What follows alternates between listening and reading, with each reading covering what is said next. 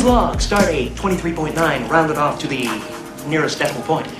We've traveled back in time to save an ancient species from total annihilation. So far, no signs of aquatic life, but I'm going to find it. If I have to tear this universe another black hole, I'm going to find it. I've got to, mister! Welcome to Captain's Vlog, stardate 16th of November 2019. Inspired to start this channel by a mate of mine. I've been doing this build for about a year or so. So just to get us on track and bring us up to current date, I've chucked together a little montage here of just a load of photographs which I've taken since September last year. You can see the car started off as not a lot, basically just a bare shell. No interior really. Had 3 brakes, had a few bits with it, like a couple of bumpers and wing mirrors and stuff like that. Ultimately the shell was dead clean. There was no rust on it. All the quarters had been either sprayed and were original or were replaced. I can't tell without checking inside, to be honest, but it looks mint. It's a tin top, so there's no sunroof to worry about, windy windows, all that stuff. So you can see there the photos. There's been a lot of work gone into restoring old parts, lots of sanding, lots of wire wheeling, lots of painting, lots of priming. That's a new hub swap that I bought off an MB6, that's how it started. K-swap drive shafts, EP3 drive shafts essentially. That's how one of them looks now. This video is basically going to take us through all of the bits that I bought, such as PLM headers, K-swap headers, HSD coilovers, conveniently, bits and pieces like that. So there's the old calipers. We're going to go through and you're going to see images of things that I've done to update stuff and rebuilt stuff and things. So all new pistons, all new sliders, all that stuff. M-Factory diff. Hard race goodies, shiny bits for adjustability. It's all good. Before and after of the stock K20 inlet manifold. Torx fuel rail, eBay special, lovely jubbly. This I got from R1 Motion over in Wales. Guy's got an eBay shop, Mike, really nice fella, very helpful. This is a genuine Integra DC2 power steering rack, JDM Integra. So it's got the 2.9 turn-to-turn ratio. I stripped it down completely to its bare bones. Took all the bits and pieces out of it that I didn't want, such as the piston just there on the end of the shaft, and the fluid transfer section that goes in the actual pinion, sorry, in the top of the pinion rack there. That's the fluid transfer just there, the bit with the black rings on. So you junk that out and then you don't get the resistance because it's not trying to move fluid anywhere anymore. Split diagram there of all the parts, adjust the nut, all the bits and pieces. So I cleaned it up, got it painted, put it all back together, bought myself some bits and pieces to go on it, such as inner and outer track rod ends, new boots, etc. I didn't even need them in the end. Those are the rear arms. I just junked them out because I've got some adjustable ones. Restart and completed.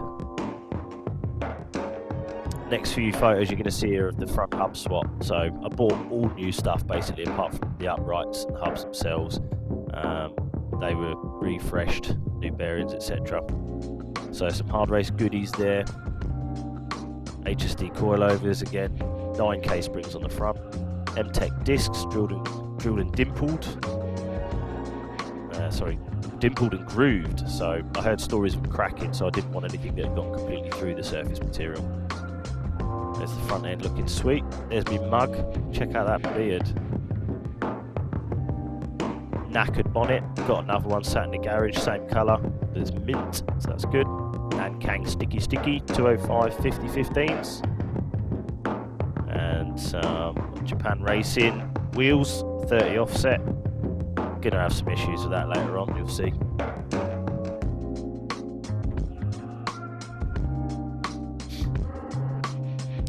Doesn't she look sweet? Replacement front wing, because the car didn't have any when I bought it. And anti-roll bar, D brackets, and some little cover for the bonnet latch. Fresh coat of paint. nicey nice.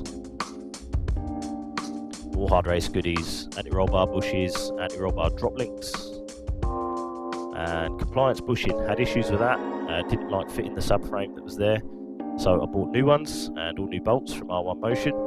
Subframe bolts for a DC2 are different to that of a standard EK or EJ9, so I had to change the bolts. Torx, fuel rail, fuel line adapter, new brake lines, new prop valve, new brake servo, new master cylinder. Done quite a bit in the engine bay really, just updating stuff, getting it all ready for the K-swap. These were a labour of love. Rear trailing arms, MB6 or DC2 style rear trailing arms, disc hub on the rear. These were battered. Turns out they were both off different cars. Same car, same model, but not the exact same car because the wear was very different on both sides. Everything was rotten, everything was seized together. I thought it'd be a quick 5-minute job to prep them up, get them good, but it turned out to be a bit more than that, as you can see. Stripped, bead blasted, took the old bushings out, had a nightmare with those. Check Instagram, you'll see info on that. Hell yeah, brother. Just tying a few bits and pieces up, making them look nice. There we go, trailing arms all painted, new bushings. Looking very slick. PPG paint on there. Went to a body shop place for some advice because I weren't buzzing on the hammer right. They gave me some stuff to try and that was fantastic. And it's super hard as well, it beats Hammerite day in, day out. Chuffed to bits how they came out, really good. Underside of the car's already been prepped, painted and stuff like that in the past. It came to me like that. Look how low that is. First time I dropped it on the new rims, man. The scuttle panel's at my knees. So rear end refurb, junking all the old crap. It'd all been under sealed already, but not where there was stuff in the way. So I had to address that in a moment. We've seen new bits start to come out, the old bits come off. I've had this car over a year, but I've probably only spent about a cumulative amount of about 5 days on the car. I've had probably 7 or 8 weekends where I've spent 1 day out of the weekend up there. When I say a day, I probably mean about 4 or 5 hours at the most. So it's just been a case of doing a bit here and a bit there when I can. Summer was busy because we race RC cars. So next year I've cancelled all of that so I can get the car finished. Yeah, hard race goodies. Trying to keep it low key, I'm not going all crazy with the colours, not for stuff that's highly visible. Want it function over form really. Rear calipers, genuine DC2 EK9 Nissan rear calipers. I had a hell of a job with the brakes. I bought a set off eBay, supposedly for the right car. Turns out they were for a Rover 45.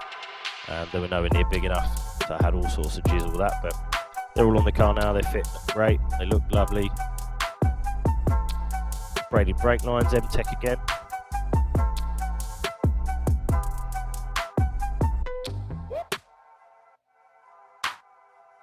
$1999 EJ9 Civic. Started life as 1400. That fitment is going to be a pain in the ass to fix.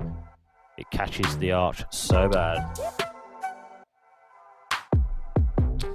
Yeah, cheap eBay grill came through with a set of wings. Can't argue with that. So, looked a bit dodgy, a bit janky.